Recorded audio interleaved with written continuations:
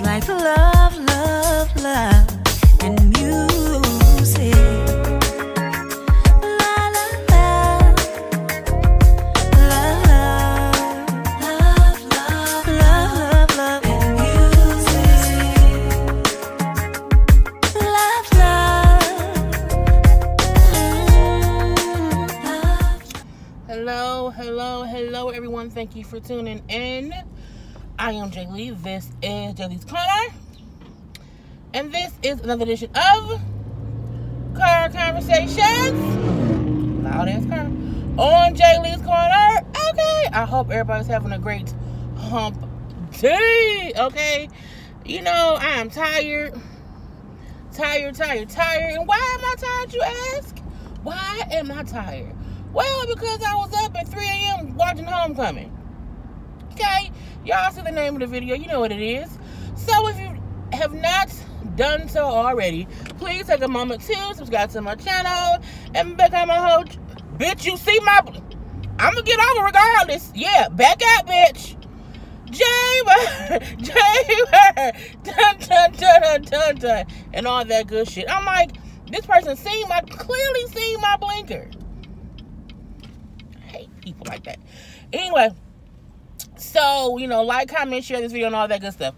So, you know, Beyonce Homecoming had been advertised and talked about and, you know, on Netflix. And if you don't have a Netflix account, you know someone who got a Netflix account. If you don't have a Netflix account, you know someone who does. So I'm pretty sure, you know, everybody has an opportunity to watch it. The 3 a.m. release time. I get 3 a.m. here, you know, midnight in California. I wish there has to be some middle ground time frame where, you know, people just don't have to be up in the wee hours of the morning, okay? At least here in these United States. I'm just saying. Just saying. I was just like, 3 a.m. Netflix? Okay. You're irking my nerves with it now. You're irking my nerves with the whole 3 a.m. thing. Oh, no, it ain't no room to go nowhere. So that part was crazy. Now, with the preview of Homecoming, because I commented on my IG last, I said, I got some things to say about Homecoming. I'm in the Beehive. I'm a Beehive member. I paid my dues and all my fees to be a Beehive member. Don't even worry about that. But I felt like 3 a.m. I'm like, it was too late for me to fully enjoy it. I'm going to rewatch it later. Now, first of all, Homecoming was 2 hours and 17 minutes.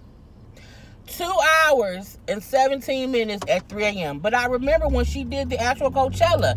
Coachella was on late. We had to wait up late to see her Coachella set. So I said, oh, it's the same thing. It's the same thing all over again, but it's fine. I felt like I thought the Homecoming was going to be just a fully behind-the-scenes look at her Coachella set, how she prepared for, you know, dance rehearsals, all that stuff. Homecoming was really just her performance with a couple of, you know, behind-the-scenes stuff. But it was mainly her performance. Because I was watching, I'm looking like, oh, this is the whole, the first 16 minutes is just her at Coachella, the opening of Coachella. So I'm like, oh, okay, they're going to start it off with the Coachella performance, but they're going to get into all the behind-the-scenes stuff. You know, how she, all that stuff. And it really wasn't that. It was still great, because if you've seen the Coachella performance, you've seen it online, like through YouTube, you know, sometimes the footage may not have been as great or whatever. Because again, it was Coachella, it was out there in the desert and stuff. So the clarity of Homecoming was amazing. You've seen stuff more up close, clear, all that stuff. Again, I'm gonna rewatch it in the daytime when I'm woke, not at 3 a.m. when I'm damn tired of shit. So for me, I fast forwarded through the performance stuff because I had already seen it. You know, I saw Coachella, so I already saw it. So I fast forward, not because I wasn't interested, but because it was 3 a.m. It was 3 a.m. and I'm like, I want to get to the behind the scenes stuff. That's what I was really tuned in for, but it was still a great thing to know that you would also see the performance. Now, the behind the scenes stuff that we did see, it wasn't that much. I would say out of the 2 hour and 17 minute thing, there was maybe 20 minutes worth of behind the scenes stuff, maybe 25 at the most. But I'm gonna say 20. You just see her vision. You know, I like how she spoke about how people how she, you know, she didn't go to college, but she was raised, you know what I'm saying, around HBCUs. She would go to the Battle of the Bands, and so for her, doing Coachella, being the first black woman, you know, artist to headline Coachella, she wanted to do something special to make people who maybe have never seen themselves on the stage of Coachella to see themselves represented on the stage at Coachella. So I thought that was amazing. And even her to say, like, I wanted it to be like what I would see when I was little, when I would go to the Battle of the Bands, and it was just amazing performances from all these HBCU bands and majorette people and all that, the band, the market, all that, okay, all of that of what she had in there. She also said how she wanted to have, you know, all black, you know, musicians and dancers and singers and, you know, all that stuff. It was really great how she thought about it. Even how, you know, she said how long they, you know, she brought up how she was supposed to do Coachella the year before, but like, I ended up getting pregnant unexpectedly, and then it was twins, you know, her, you know, so that she had to postpone it.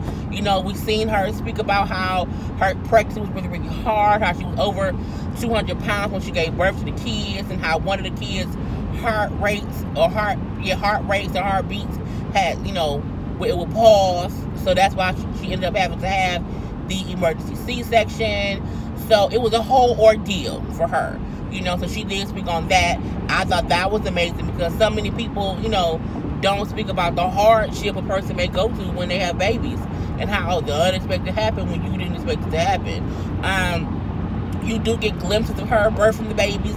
Not really, but you see, you know, blurry visions of the babies being born, and you see a clear photo of Jay-Z kissing one of the babies as the baby was born. So, you know, you have these little itty-bitty, you know, tidbits. The most that they would show of their lives, it was little itty-bitty tidbits here and there, you know, quick flashes of a lot of stuff. So you would have to do a lot of pausing to see stuff now. A lot of pausing to see stuff. Like, you would see a little glimpse of it, but it was never like a full, like, 5-second look. It was real quick.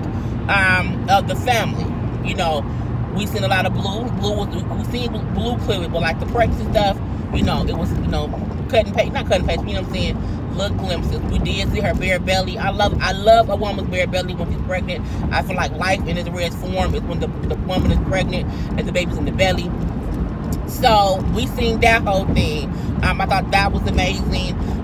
Even her speaking about how after she had the twins, you know, how her body had changed, her mind had changed, and how, you know, her body went through something that she never thought it could, and because it was hard. Y'all know, she said she damn near died, you know, so from the surgery and stuff, while she was bleeding or whatever, and that's why she was in the hospital for a little bit of a time. But, you know, even her saying, like, okay, I had the baby, now it's time to, you know, start rehearsing and practicing. She's like, my body was just different, you know, because when you have a C-section, you know, your organs move around. You know what I'm saying? So it's different. So she was like, her body just was different, and there was moments in time where she thought she couldn't do it, and, you know, but she ended up just pushing herself.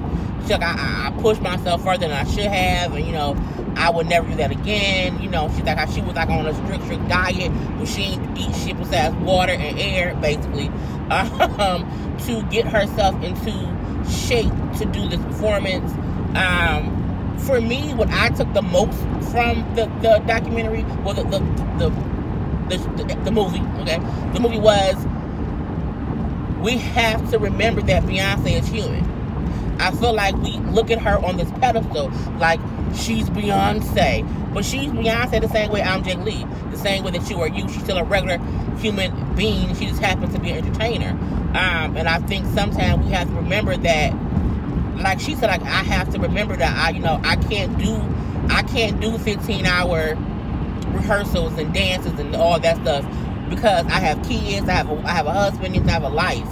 I have twin babies, you know, at the time I had to like breastfeed in between this and that, you know. I had a huge sound stage. I had 3 sound stages where, you know, One stage was the musicians, one stage was the dancers, and one sound stage was her team of people. And so she was going from one to the other to the other. You know, I looked at, you know, she's a perfectionist. So for me, it felt like, well, damn, we really seen how much she put into it, and we forget that she's human. That she is human, and that she deserves a break too. So I mean, we all like, oh, where's the music? Where's the music? I'm like, once you see that lady took a whole like year of her life, at least, cause she said they would have like 4 months, part rehearsal, 4 months for the music, 4 months for the dancing, you know, for all this stuff. So that was like a whole year of her life that she just dedicated to putting on one fucking performance. You know, hiring these dancers, going through all the wardrobe, all this stuff. So it really, even though it was only a good 20 minutes worth of behind the scenes stuff, what she said and what we saw, to me, showed how much she has given us as fans. And sometimes we need to sit the fuck back and, you know, relish in her performance, because she put a year into that. And while we like, oh, it's just one performance, and you know what I'm saying? Well, where's the music? Look at what she sacrificed. You know, we see her at the, you know, there at the studio, how they bring the kids in, and she's like, oh, my baby. You know what I'm saying? We see Blue there, and Blue dancing around too, because, you know, she's her mama's baby. You know, we see Jay-Z there. We see her telling her cast and the crew, whatever, how, you know, things could be better, and they got to keep working at it to make sure that her vision is what is executed. That she wants to be sure that what she saw and what she wants to come across is what actually comes across when, you know, Coachella goes off. You know, her whole point is she wanted to bring an HBCU performance to Coachella, and that's what she did. You know, a lot of people like, oh, she didn't go to college, she didn't go to HBCU, she wasn't in no sorority, but she was like, yeah, but my college was life and Destiny Child, you know, and touring, you know what I'm saying? And that's true. Maybe she did not have the college experience, but her college was just a different experience, but it was still college of some sort, because college is time when you're no longer a kid and you're trying to experience life on some kind of adult level for the first time on your own. And for the most part, she was right in saying, like, her college years and her college life was her touring on stage with Destiny Child being on her own. So I was like, okay, makes sense. But again, she still had those memories and those experiences going to battle other bands and how amazing it was, and she wanted to showcase that and let people who are artists and musicians and dancers and because they had some baby people who was twisting up their bodies, contortionists. Like, I was like, okay, don't hurt your shoulder now. Don't hurt your shoulder. But, you know, again, I know some people who was watching it, you know, oh my God, the dancing. Oh my God, the performance. What I took from it was Beyonce's fucking human, bro. And she took damn near a year to give us one show. That's determination. And even to see when she first started rehearsing for it, and her body, and not that her body was bad, not that her body was bad at all, but her just saying how, you know, okay, I'm back into it, you know what I'm saying, after a C-section, after carrying twins, after all this, you know, I have to get back into the swing of things, and how hard it was for her in the beginning, and just how you saw she was kind of slowly moving this and that, you know, taking things in, to seeing how 8-9 months later, when, you know, her body looks a little bit different, because she's been sacrificing all these hours and times on, you know, to get it together, and her body had transformed. But she said, like, I pushed myself too far, and I'll never do that again. And having kids will sometimes change you and change your mindset, you know what I'm saying? And I'm like, you know, Beyonce is amazing. And, you know, to say that she wanted to give people, you know, of all different walks of life, you know, all of our people a chance to be on that stage and be seen, you know what I'm saying, and be heard, and just feel like they can be unapologetically black. All their wonderfulness, all their quirkiness, all their fabulousness, all of that, you know, seeing all the dancers dancing around, you know what I'm saying, this exuding their talent. And, you know, even her saying how they all just kind of pulled it all together. It was amazing. It really, really, really was. So again, I'm going to watch it again to rewatch the performance, of course. I just won't do it at 3. I won't do it at 3 a.m. Because I fast forwarded through most of the performance. I got through the 2 hours and 17 minutes in about an hour. it was because I still watch some of the stuff. I still watch like her and Jay-Z. I watched her, of course, her with Destiny's Child, her and Solange. I did, I watched bits and pieces here and there, but I was just too tired to do the whole 2 hours, and then not be done till 5, and then try to fall asleep. And because even though I finished it at like 4:10 or whatever, I didn't fall asleep until like 6. Because my mind was still wired. So, you know what I'm saying? I didn't want to watch it up until like 5:30 and then wouldn't go to bed until 7. I gotta be, you know what I'm saying? So, I'm already right now running late for work. But it was, if you didn't watch it, watch it. I'm pretty sure you did. And if you did watch it, and if you paid more attention to the dancing and, listen to what she was saying. You know what I'm saying? That's the most what I took from it. You know what I'm saying? I think that was amazing. Even her saying how, she wanted to make sure too, how her family and close friends were also involved and, one way or the other. We see that they had like a little party or whatever. You know what I'm saying? I think Cardi B was there. Solange, we seen Solange's husband. A lot of different people was at like a little party that she had. So it also shows that we never even know Beyonce be out in these streets having a good ass time with her people. Like, she not somewhere shutting the house all closed off. So for me, it's like that's a thing showing like you can be famous and still live a life of privacy if you choose to. You know what I'm saying? So, kudos to B. She came out with the album as well. Because, is it the album coming out? It's the album, y'all. It's the album. This ain't an album. And all the album is the songs that she performed at Coachella. It's the live music. You know what I'm saying? So, that's what it is. So, I probably won't listen to it because I listen to Beyonce all the time anyway. You know what I'm saying? So, I don't think there's any new music as far as I knew from last night. But again, I went to sleep, right after. I didn't look up nothing or whatever after the fact. It just was what it was. So yeah, Homecoming was amazing. It was.